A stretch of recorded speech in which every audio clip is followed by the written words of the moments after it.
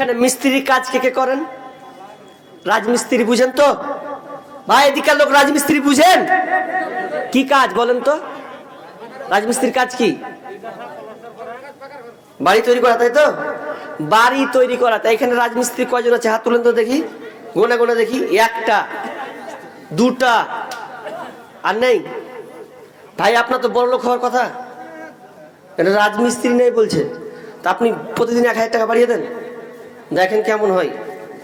তো রাজমিস্ত্রি আর ইঞ্জিনিয়ার সঙ্গে একটা কথোপকথন, তো কিছু বুঝানোর জন্য কিছু বলতে হয়। তো আয়াতটার আপনাকে ব্যাখ্যা আমি উদাহরণ দিয়ে বুঝিয়ে দিচ্ছি, খালি একটু বুঝেন কেন আল্লাহ এই আমাদের উপরে আযাব দিয়েছেন। শেষে বললাম না লাআল্লাহুম ইয়ারজিউন, যাতে তুমি বান্দা ফিরে আসো।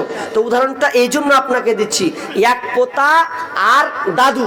পোতা আর দাদু, এদিকে আপনারা কি বলে উত্তর দিনাজপুরের লোক? পোতা বলেন তো না লাতি বলেন? পোতা, লাতি কো পোতা নাকি? যাই হোক, তো পোতা দাদুকে বুঝাচ্ছে। বাচ্চা ছেলেকে বুঝাতে গেলে অনেক কিছু খ্যাপার মতন বলতে হয়, হয় না? হয়।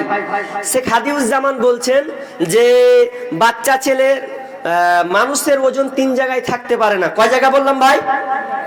3 জায়গায়। ভালো করে বলেন, মানুষের ওজন ওয়েট 3 জায়গায় থাকে না, জিরো ব্যালেন্স, জিরো হয়ে যায়। ওই যতই প্রধানমন্ত্রী হোক, যত রাষ্ট্রপতি হোক, 3 জায়গায় তার ব্যালেন্স থাকবে না, তার ওয়েট কমে যাবে। কিভাবে? নাম্বার এক ওয়েট কমে যায় যখন ও আয়না দেখবে এরকম করে, ও নিজেকে বোকা দেখে। কি দেখবে ও যতই প্রধানমন্ত্রী হোক, ও এরকম করবে। কি করবে না? আয়না দেখে নিজেকে বোকা দেখে। নাম্বার 2, দ্বিতীয় নম্বর, একটা বাচ্চা ছেলে, 2 বছরের ছেলে, আপনি যতই ওয়েট ওয়ালা হোক, আপনি প্রধানমন্ত্রীর কোলে চাপিয়ে দেন, ওকে খাবার নকল করতে হবে না? ওম করবে, ও আমার শোনা করবে না। ও যতই বড় রাষ্ট্রপতি হোক, বাচ্চাকে নিয়ে খাবার নকল করবে, কারণ এটা করতে হয়, এটা বুঝাতে হয়। ও যদি বাচ্চাটা কান্না করে আর আমি শালাকে গুলি করে মেরে ফেলবো, বাচ্চা বুঝবে, ও তো প্যাঁ করে আরো উঠবে। কি বুঝে? ও গুলির ঘোড়া ডিম বুঝে। ওকে ওই আদর করে বুঝাতে হবে, ওকে আলোচনা করে বুঝাতে হবে, ঠিক কিনা? আর 3 নাম্বারটা বললাম না, ওটা ক্রস থেকে গেলাম, অন্যদিন বলবো, 2টা বলে দিলাম। তো ঠিক তেমনি পোতা আর দাদুর সঙ্গে কথোপকথন বলছে। পোতা বলছে, দাদু মুসলিমদেরকে এত মারছে, এত আযাব দিচ্ছে কেন? আল্লাহর কি দয়া হয় না? অথচ আল্লাহর দয়া আছে এখানে, দয়া।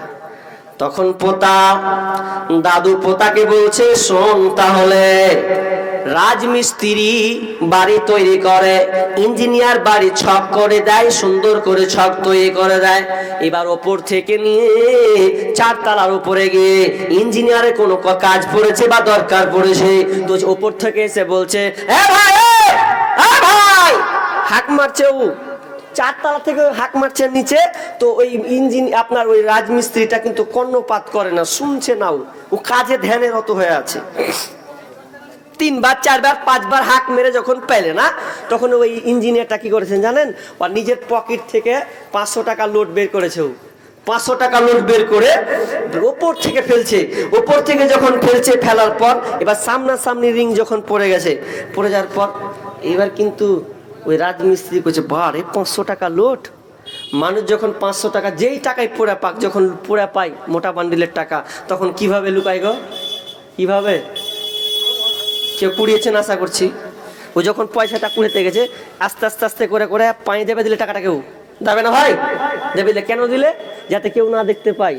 তখন এবার টাকা যখন তুলছেও, তখন আরেকবার এমন করে তাকিয়ে নিলে, এভাবে তুলছে, এভাবে করে ভরিলেও মানে কেউ যেন দেখতে না পায়। ইঞ্জিনিয়ার কিন্তু দেখতে পাচ্ছে যে তোর কৌশল তুই কিভাবে টাকাটা তুলছিস। ইঞ্জিনিয়ার বলছে, এরপরেও কাজ হলো না, আবারও টাকা ফেলছেও। টাকা যখন আবার দ্বিতীয়বার টাকা ফেলছে, 500 টাকার নোট, আবার ওই রকম করে টাকাটা তুলছে, তাকিয়ে নিলে, তাকিয়ে নিয়ে এবার পকেটে ভরে নিলে।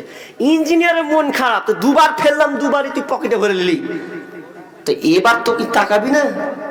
এবার তোকে টাকা করার মতো ছাড়বো। তখন এবার ইঞ্জিনিয়ার কি করেছে, ছাদে ছিল এত বড়টা ঢিমেল, একটা পাথর, তাকাবি না? টাকা কুড়িয়ে নিলি, পকেটে ভরে নিলি, এবার তুই তাকাবি না, তোর 14 গোষ্ঠী তাকাবে, দেখ তুই। তখন ওই এত বড়টা ঢিমল নিয়েছে, বুঝলেন? ওর সামনাসামনি ঢিমেল নিয়ে এবার রিং করছে, ওর সামনাসামনি ফেলবার মাথায় এত বড়টা ঢিমেল নিয়ে এবার রিং করে 4 তলা থেকে ফেলেছে। আর যেমন ফেলেছে, এত বড়টা ঢিমেল মাথায় পড়েছে, বুঝতে পারছেন ডোজ কত বড় পড়বে। ওর মাথায় যেমনি পড়েছে, উপর দিকে ও তাকাতে লেগেছে।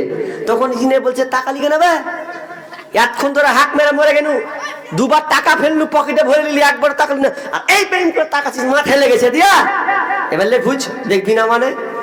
এবার আপনারা হাসলেন, এবার বুঝলেন ইঞ্জিনিয়ার যখন ফেলেছে পাথরটা অপর দিকে তাকাতে লেগেছে।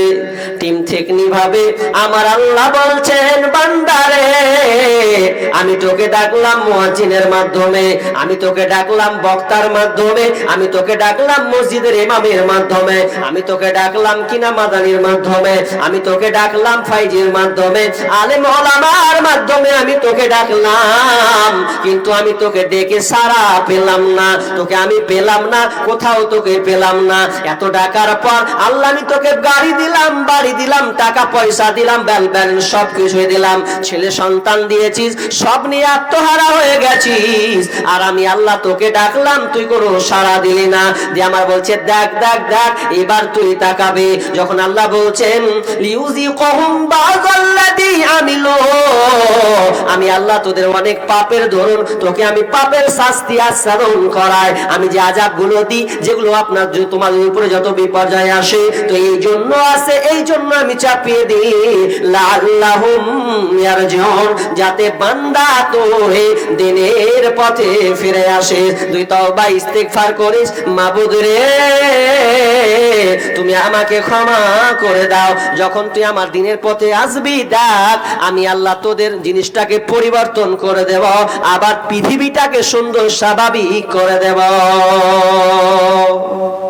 আমাকে বলেছেন কালেকশনের কথা, এটা মাদ্রাসার জালসা, তো মাদ্রাসার জালসার জন্য অনেক কিছু দরকার, তো ইনশাআল্লাহ বিষয়টা শেষ করিনি, ভেতরে ঢুকতে ঢুকতে ঢুকতে ঢুকতে চলে যাব। কিছু শেষে একটা মজার কথা বলবো, মুসলমান কেন মার খাচ্ছে একটা লজিক আছে, ওটা দিব আপনাকে, তবে এখানে দিব না, পালিয়ে গেলে পালিয়ে যান, কোনো অসুবিধা নাই, যারা থাকবেন তারাই শুনতে পাবেন যে কি লজিক দেব। তবে মিডিলে আমি দানের কথা বলবো, এখানে দান, যে দানটা হচ্ছে এটা মাদ্রাসা জালসা, মাদ্রাসার জালসা, আর মাদ্রাসা কোনোদিন সরকারি অনুদানে চলে না। আপনাদের এই পরিশ্রমের টাকা দিয়ে, শ্রম দিয়ে, খেটে খাওয়া টাকা দিয়ে সেগুলো থেকেই মাদ্রাসায় জমা হয়, আর মাদ্রাসাগুলো চলে, এই মাদ্রাসা অনুদান। আর মাদ্রাসা চলবে কতক্ষণ পর্যন্ত?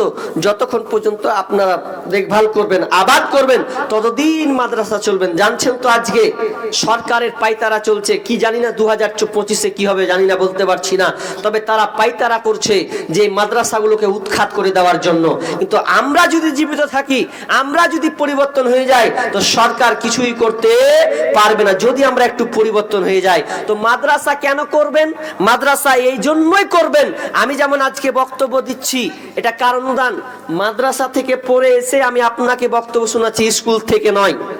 স্কুলে পড়েছি, শেষ করেছি, কিন্তু এরপরে আমি মাদ্রাসার এই পরিশ্রম, মেধা, শিক্ষকদের কাছে শিখে কোরআন হাদিস স্টাডি করে আমি আপনাদের সামনে বলতে পারছি। এটা আল্লাহর কত বড় নিয়ামত যে আপনাদের মতন হাতে মাদ্রাসা তৈরি করা। তো এটাও একটা মাদ্রাসা, এই মাদ্রাসায় আপনারা আল্লাহর রাস্তে দিবেন।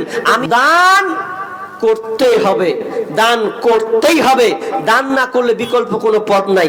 আপনি যত পৃথিবীতে আমল করেন, যত ইবাদত করেন, দানবিহীন যদি ইবাদত করেন, আল্লাহ তাআলা বিচারের মাঠে বলবে তুই নামাজ পড়েছিস? হ্যাঁ নামাজ পড়েছি। আছে রোজা করেছিস? হ্যাঁ রোজা করেছি। প্রমাণ দে, নামাজ পড়েছি দলিল দে। তখন দলিলটা হবে দান। যখন আপনার কাছে দান থাকবে তখন বলবেন এই দিলেন, কেন দান করেছি? এলেন, নামাজ পড়েছি, রোজা রেখেছি, এই দান করে দেখেন, এটা দলিল। তাহলে সেদিন আল্লাহ তাআলা দান দেখবেন। তাহলে দান এমন একটা গুরুত্বপূর্ণ ইবাদত। তো এই মাঝের লোকের মধ্যে কোন ভাই আছেন যে আল্লাহর রাস্তে একজন লোক 10,000 টাকা দেবেন? আমি 1 লাখ বলিনি, 50,000 বলিনি, 20,000 বলিনি, আমি বলেছি 10,000। একটা লোক এইরকম আছেন? আচ্ছা আসেন, আশা করি আছেন।